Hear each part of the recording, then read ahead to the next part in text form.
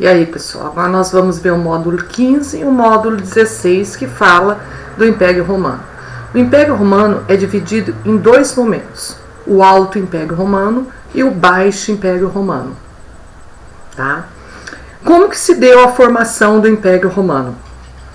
O Império Romano, ele iniciou-se com Otávio, o sobrinho de Júlio César, do último triunvirato. Tá?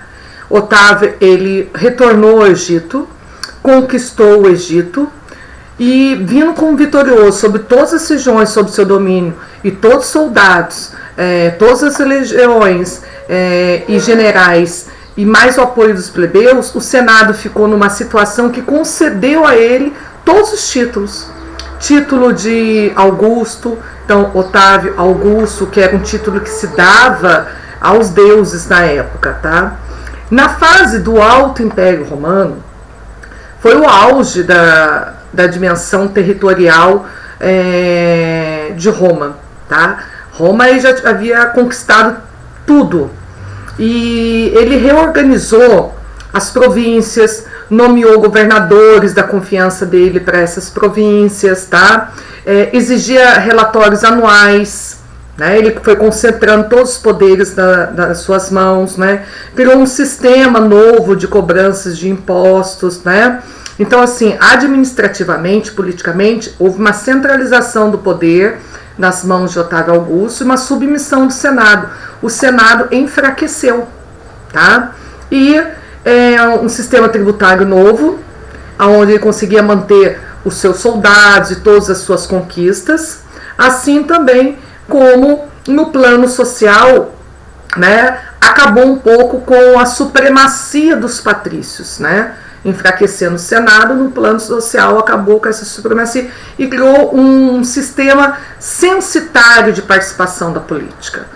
Então agora, quem tivesse uma determinada renda estipulada podia participar da política, podia fazer parte das assembleias. Então aí, se um cliente, se um cavaleiro, também conhecido como homens bons, né, patrício, tivesse certa renda, podia participar. Um sistema censitário, onde trazia uma igualdade. Então acabava um pouco a crise entre as camadas sociais aí, e trazendo uma paz interna para Roma. Tá?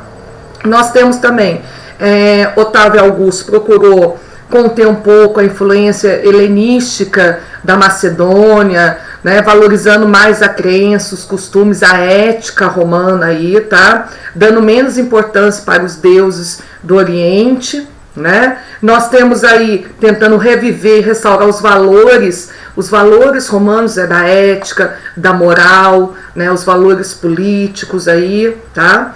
E é nessa época de paz interna que surgem os grandes filósofos, escritores romanos como Tito Livio, Virgílio, Ovídio, Horácio e tantos outros aí, tá? Nós temos nessa época do Alto Império a conquista de Germânia, que é a futura Alemanha, tá? E ele traz uma paz externa também, tá? As suas fronteiras muito seguras pelos seus exércitos, pelos seus soldados fiéis a ele. Então essa paz externa é conhecida como Pax Augusta. E a paz interna, né, é conhecida como Pax Romana. Não havia mais tantas crises na fase do Império, essas crises sociais, vamos dizer assim, tá? Ele sufoca salteadores em estradas, acaba com a pirataria, então ele traz uma tranquilidade interna para Roma, chamada de Pax Romano, tá?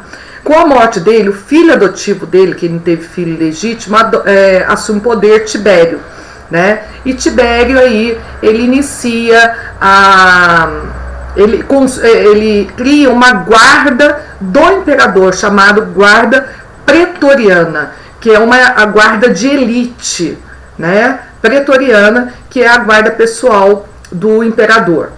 E aí nós vamos dividir a história do Império em dinastias, em famílias que estiveram no poder. Nós vamos ter os Césares, os Antoninos, tá? Nós temos famílias que vão ficar no poder. A família de César são os descendentes de Júlio César. Começou com Otávio Augusto, Tibério, nós vamos ter Nero, né? Vão ser 12 Césares aí, né? Em homenagem a Júlio César, né? É no Alto Império que Jesus nasce e Jesus morre também, tá? Nós temos aí um governo do César de forma despótica, que é uma ditadura tentando agradar as classes, concedendo alguns privilégios aí para conter essas crises, uma autoridade muito ilimitada, tá? E perseguindo todos os seus opositores, né? Então todos aqueles que se mostravam contra os Césares eram perseguidos, mortos aí, tá? E sem se preocupar se era legal, se estava na lei, se não estava na lei. Com a extinção da dinastia com a família de César, outra dinastia assume, que são os Antoninos, tá? E é na época dos Antoninos que o Alto Império encontrou o seu apogeu aí econômico, militar, conquistou uma parte da Britânia aí, que é a Inglaterra. Nós vamos ter Adriano, que vai conquistar uma parte da Inglaterra, tá? Uma parte da Mesopotâmia. E nós temos também aí, vamos destacar Adriano.